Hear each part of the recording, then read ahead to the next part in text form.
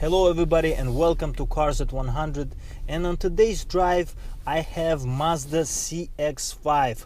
Let's talk about driving this car.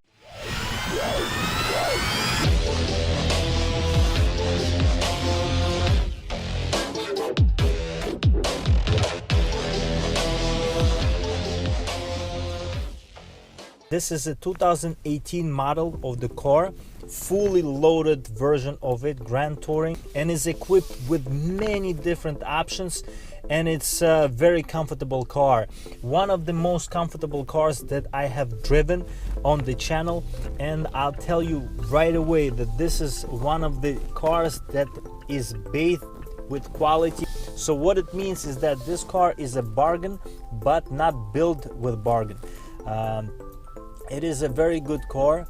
It is optioned very nicely. It's a little bit sun in my face here, but I can tell you right away, these cars are very good because they are built in Japan. Cars that are still built in the countries by which they are provided from and they are coming from, it is very good compared to where they are built outside, when they are built outside of the countries. So this is a big plus for this car. It is the I can't stress it enough, the quality everywhere of stitching, of materials is top-notch in this car.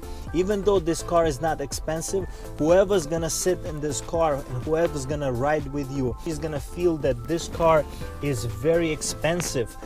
Maybe not very expensive, but at least nonetheless is gonna be feeling expensive because all the materials, all the leather upholstery here on the seats and everywhere, it is leather in this car, and it feels like this car was built with passion.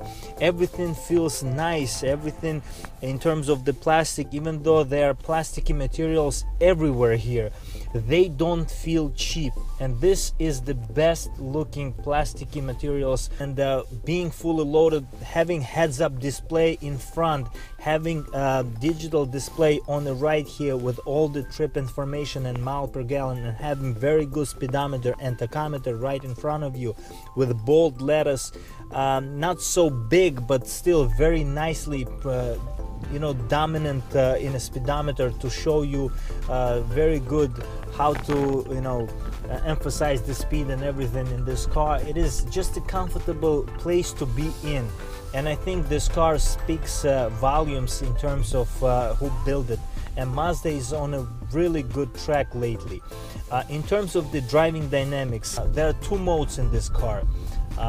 There is sport and normal mode. Sport basically gives you, of course, more sensitive throttle mapping when you press on the gas, but when you put it in normal, the car becomes much softer, and I think it's for daily use. It is more comfortable than the sport version would be. So basically pretty straightforward there. In the heads-up display that I can see right in front of me right now, I have a speed limit notification on the right, I have a mile per hour notification on the top, bottom, in the middle, and I mean bottom in the middle, and it is very comfortable. It is just a type of feeling that you have everything in your hands, in your reach. And when I'm gonna do review on this car, I'm gonna go over every features in this car. This car also comes with adaptive cruise control, believe it or not, and in this price range it is almost unheard of, because this car is really one of those cars that offer you many features for not so much money. And one of the biggest features that I personally also appreciate in this car is the sound system. Sound system comes courtesy of Bose company, and it's a very good bass in this car, very clear sounds coming off from the speakers, and just the quality in the sound system as well. Also, it is very interesting to note that this car, being SUV, has not so much power but so much as the weight advantage in terms of the towing capacity. So this car can tow 2,000 pounds, so this is good even for towing as well. If you want to tow something that is under 2,000 pounds, this car can do it. And it is just one of the qualities and features that I think it's very good for this car. The steering wheel feels very good in your hand. This steering wheel reminds me of a Mazda MX-5, and I think the quality of the steering wheel, of the buttons everywhere, feels like they're gonna last, but at the same time they feel very good in your hands. And how everything in terms of the quality of the shapes of the buttons, I like that.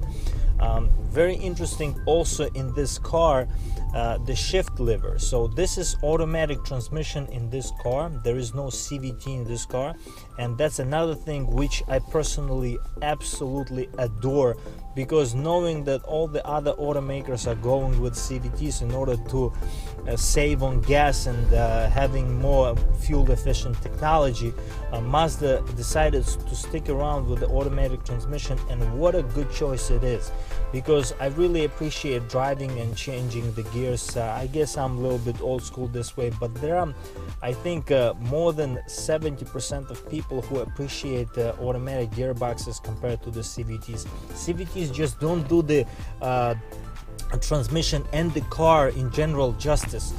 They don't feel engaging. The car, even if it's an SUV or a regular car, should feel somewhat engaging to drive and somewhat comfortable. Finally, we are getting on the highway, and this car reminds me a little bit of the QX50 that I reviewed the last time in terms of the throttle mapping. It's absolutely different car and a different league. Even though they're in the same class of the car, this car is more it's less in terms of the power of the engine, because this car is 184 horsepower in this car only, and it is feels so. That's the only thing, that the performance is not really here.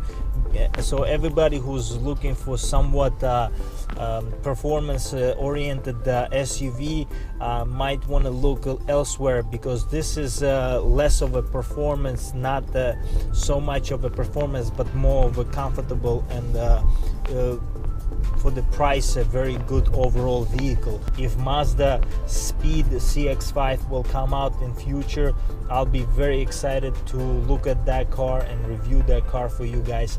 But I think this car needs more power, and overall I would say that for the amount of the technology that this car provides, even with the navigation, there is a good quality for this infotainment system. And I think infotainment system in this car is one of the best for the price as well.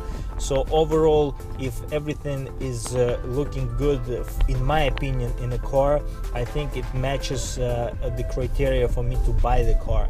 And I think if I had to rent, own, or buy this car, if we're talking about like that, I would probably keep this car, to be honest with you, because I know that this car will last, because it's a Mazda as well, because it's a Japanese brand, and Japanese manufacturers are meant to last with the cars because they build them with quality. And I think that being built in Japan as well, the build quality and for the materials and overall over the time, I think is gonna be very good as well to last. So in terms of visibility in this car, which is really good in this car, I would say the visibility from 1 to 10 compared to other vehicles that I've been in, the visibility is really good here. It is 8 out of 10, guys. The only 8 is because the rear quarter panels are a little bit thicker and you can't see out of them, and 8 pillars as well. They're a little bit bigger than what I thought, but this is an SUV as well, so I get that excuse for this car. I really like this Bose speakers, tweeters up front on the A-pillars are really good quality. Reminds me of my Jetta GLI, having a Fender audio system tweeters as well at the same place. And I think it's just a very good overall. I can't emphasize this enough, but I think it's a very good quality for what this car is. And overall I like it. So I'll see you next time. Stay tuned for more content, and if you like what I do, please subscribe, because this helps me grow the channel. I'll see you. Bye.